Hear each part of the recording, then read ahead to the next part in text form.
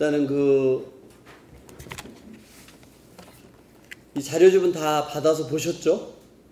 예, 보셨을 거고, 우리 김태년 정책의장님께서 발표하신 2018년 정기국회 입법과제는 빠져 있습니다. 그렇죠? 그래서 그 부분을 좀 중심으로 해드리고, 장하성 실장님께서는 이 자료에 충실하게 말씀을 하셨는데 조금 재밌다 그럴까요? 그런 거 좀 말씀드리겠습니다. 그리고 좀 전에 청와대에서 9월 5일에 평양에 특사단 파견하는 걸 발표를 한 모양입니다. 예, 잘 남북관계 또 새로운 중재자로서의 우리 대한민국 그리고 문재인 대통령님의 역할이 빛을 발하기를 바라겠습니다. 2018년 정기국회 입법 과제에 대해서 김태년 정책위 의장이 발제했던 내용 중에 주요한 내용을 여러분들께 말씀드리겠습니다. 먼저 첫 번째로 좀 2018년 정기국회를 민생 정기국회라고 명명하면서 의의를 설명을 했는데요. 2018년 정기국회는 문재인 정부 2년 촛불혁명을 완성하고 국민들의 삶에 활력을 불어넣는 민생국회가 되어야 한다. 다시 한번 하겠습니다. 2018년 정기국회는 문재인 정부 2년 촛불혁명을 완성하고 국민들의 삶에 활력을 불어넣는 민생국회가 되어야 한다라고 얘기를 했습니다. 이 국민의 삶에 활력을 불어넣기 위해서 첫 번째로 소득주도 성장, 두 번째로 혁신 성장, 세 번째로 공정경제, 네 번째로 한반도 평화, 다섯 번째로 사회개혁을 추동해야 한다라고 얘기를 했습니다. 이 구체적으로 입법 과제 및 입법 전략에 대해서 말씀드리겠습니다. 당정청이 함께 마련한 2018년 정기국회 핵심 법안은 모두 52개입니다. 52개고요. 소득주도 성장, 혁신성장, 공정경제라는 문재인 정부의 경제정책 기조, 9월 남북정상회담 추진을 통한 항구적인 평화체제 구축 노력, 우리 사회의 개혁과제를 담고 있는 52개 법안을 정기국회 핵심 법안으로 선정하였습니다. 주제별로 한번 말씀을 드리겠습니다. 이 52개 핵심 법안을 좀 세분화해서 말씀드리면 소득주도 성장의 6개 법안, 혁신성장의 10개 법안, 그리고 공정경제의 14개 법안, 사회계획의 18개 법안, 그리고 한반도 평화 4개 법안으로 구성되어 있고요. 이 소득주도 성장 6개 법안에 대해서 말씀드리면 가계소득을 높이고 지출 비용을 줄이며 안전망을 확충하기 위한 법안으로 조세특례 제한법, 기초연금법, 고용보험법 등이 여기 해당되겠습니다. 혁신성장 10개 법안은 창의적인 혁신활동을 통해 새로운 일자리를 만들어 고용 창출과 소득 증대, 지속가능한 성장을 이루어내기 위한 법들입니다. 혁신성장을 위한 규제혁신 5법과 의료기기 산업 육성, 드론 산업 육성과 같은 주요 분야 산업 성장을 지원하는 법들이 혁신성장 10개 법안에 포함되어 있습니다.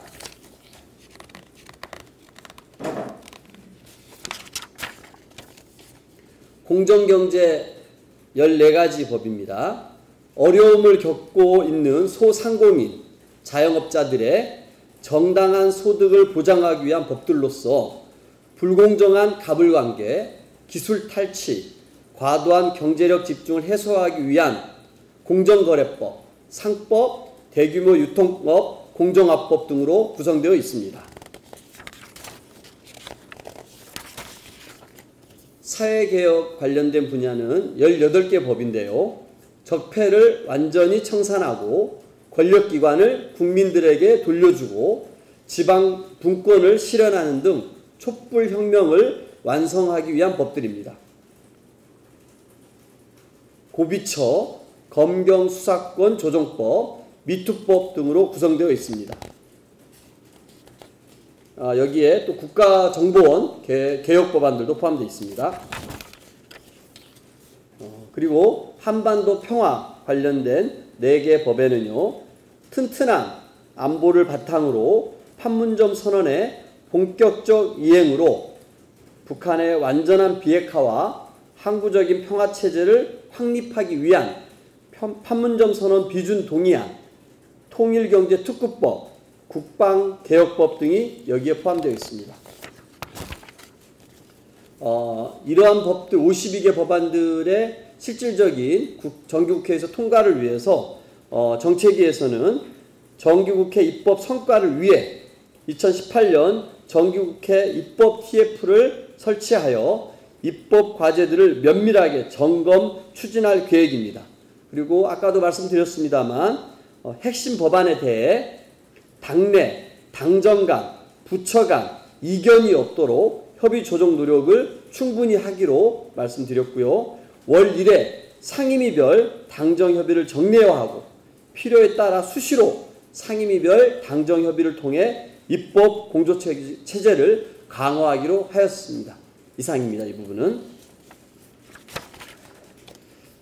장하상 실장님 그 소득주도 성장에 대해서 저희 의원들의 이해를 높이고 하기 위해서 많이 특강을 해주셨는데요. 제가 특강 이제 질의응답하는 중에 나왔는데요.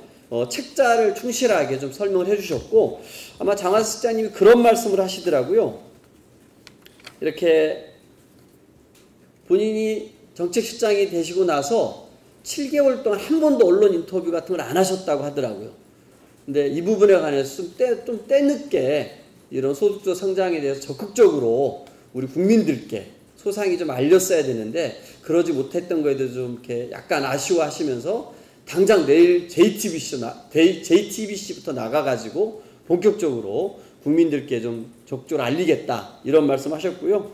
모 의원님께서는 일주일에 한 번씩 전국 대학 다니시면서 이렇게 우리 의원들한테 했던 이런 특강들 적극적으로 해야 되지 않겠냐 이런 조언까지 있었습니다.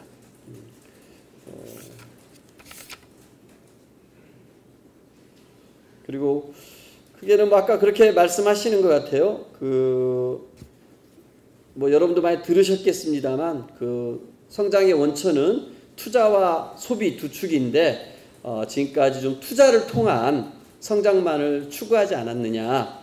근데 이제 우리 문재인 정부에서는 내수, 소비의 중요성을 강조하며 투자를 위한 성장과 더불어 소비를 통한 성장도 추구하고 있다. 그러면서 구체적인 지표들로 GDP 대비 투자 비중이라든지 GDP 대비 소비 비중 같은 걸 구체적으로 자료를 보여주면서 이 소득주도 성장의 필요성 그리고 정당성 그리고 중단 없이 추진해 나가겠다는 강한 의지를 우리 의원들께 충분히 설명을 해 주셨습니다. 일단 제가 브리핑하는 것은 이 정도로 마치겠습니다.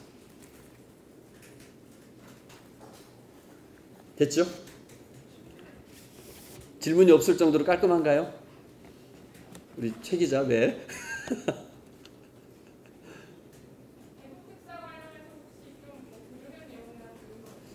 저도 그 정도만 알고 있고요. 아마 청와대 발로 뭔가가 나오지 않을까 싶습니다.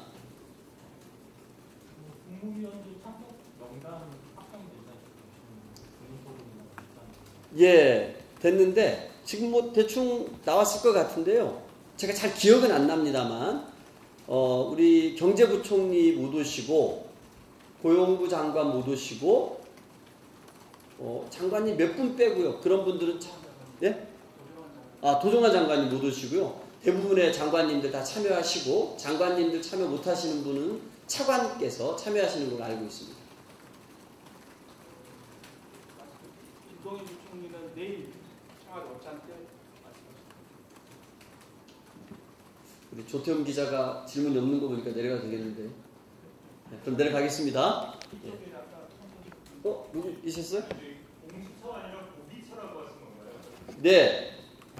고비처라고 했는데요. 그 정식 명칭이 그렇게 되어 있습니다. 원래 고위공직자 범죄수사처 이렇게 되어 있네요. 고위공직자 범죄수사처.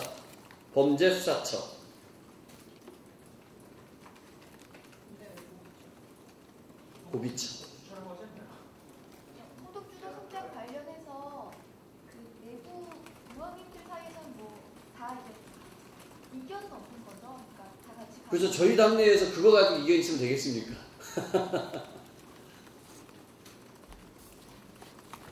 자, 이제 내려가겠습니다.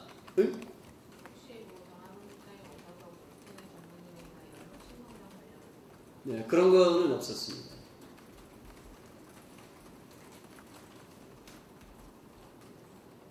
아마 아까 제가 브리핑에서 마지막에 이제 뭐 당정청 간의 뭐 이견이라든지 우리 내부 이견 이런 부분 말씀드렸었는데 아마 인터넷 전문은행이라든지 그런 거에 대한 우회적인 말씀으로 이해해 주시면 되겠습니다.